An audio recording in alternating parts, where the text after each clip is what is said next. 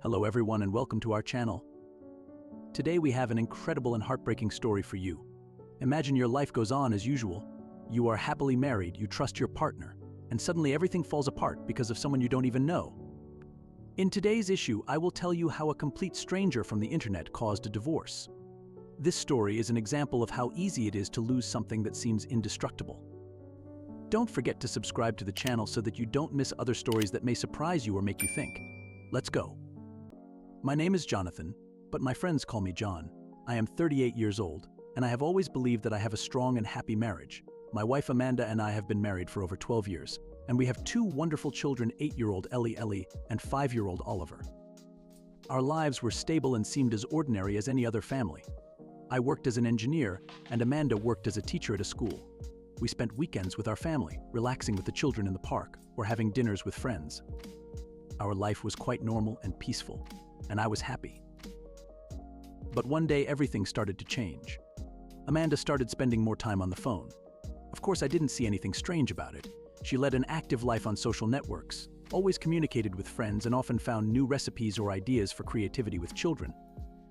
I thought it was just part of her usual pastime, but at some point I began to notice small changes in her behavior. She became more private, began to lock herself in the conversation room, or hide her phone when I passed by. I didn't say anything at first, but these small details made me think. One evening, when I got home earlier than usual, I saw Amanda sitting on the couch. She was looking at the phone and smiling, immersed in correspondence. I didn't think much of it and went to the kitchen to cook dinner. But something made me come back and ask, "What's so funny?" Amanda immediately hid the phone and said, "Oh, nothing, just a funny joke from Laura." Laura was her best friend, so I didn't insist, although something about her behavior seemed strange to me. From that moment on, I started to pay attention to how often she hides her phone. Over the next few weeks, Amanda became increasingly detached. I tried to start a conversation to find out what was bothering her, but she just smiled and said that everything was fine. However, there was something different in her eyes. One night, when Amanda fell asleep, I noticed her phone left on the nightstand. I usually never checked her phone because I trusted her completely. But something inside me told me that something was wrong. I decided to check the messages. Scrolling through endless conversations with friends and colleagues, I came across a conversation with someone I didn't know. The name on the profile was Michael, and they had obviously been talking for days. The correspondence was long, and I started reading it from the end. Amanda laughed at his jokes, talked about her day, and Michael was clearly interested in learning as much about her as possible. The further I read, the more I noticed that their conversations became more personal. They shared their dreams, discussed topics that seemed to be just between us. My anxiety was getting worse. In one of the last messages, Amanda wrote, "You make me feel special. It's so easy and peaceful with you." I felt my heart tighten. The next day, I decided to talk to her directly. I chose the moment when the children were already asleep. "Amanda, who is Michael?" I asked, trying to keep my voice calm. She froze, panic showing on her face, but then she quickly pulled herself together. "Oh, it's just a guy from one of the forums I chat on," she said, avoiding my gaze. "So you're just texting?" I persisted. She nodded nervously. "Yes, just chatting. Nothing special." I didn't question her further, although deep down I knew that wasn't the case. My intuition has not failed me before, and I decided to trust it this time. I started spending more time with the kids and paying less attention to Amanda.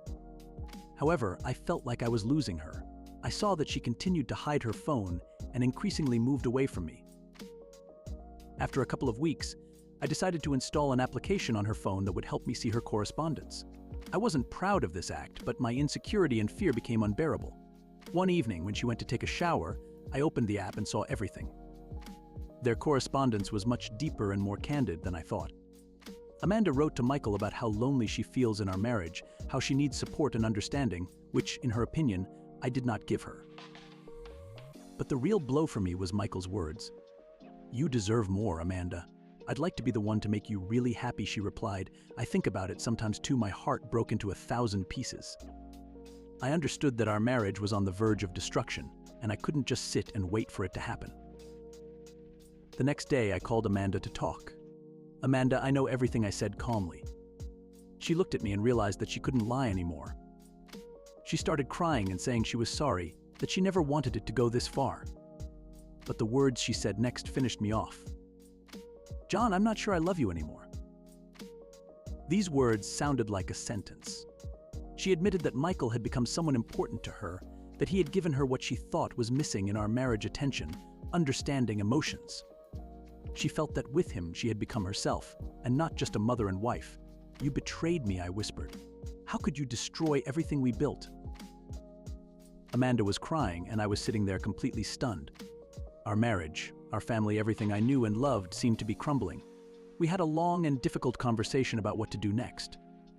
I offered to go to a family psychologist and try to start with a clean slate, but she admitted that she wasn't sure she wanted to do that.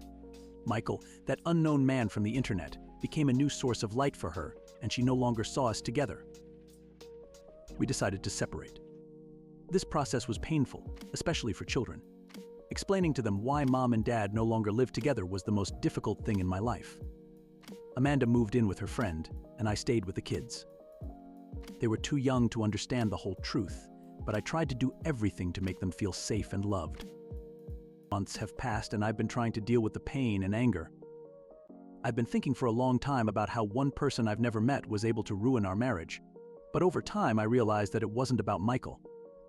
He was just a catalyst. Our problems had been piling up for years, and maybe I was blind to Amanda's needs.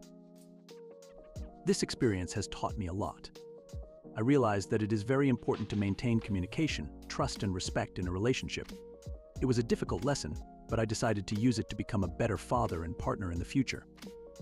Amanda and I are now communicating for the sake of the children, but our love has disappeared. She chose her own path, and I'm trying to move on in my own way. If this story has touched you or you have learned something familiar in it, know that you are not alone. Many of us experience betrayal and disappointment, but it is important to find the strength to continue to live and learn from our mistakes.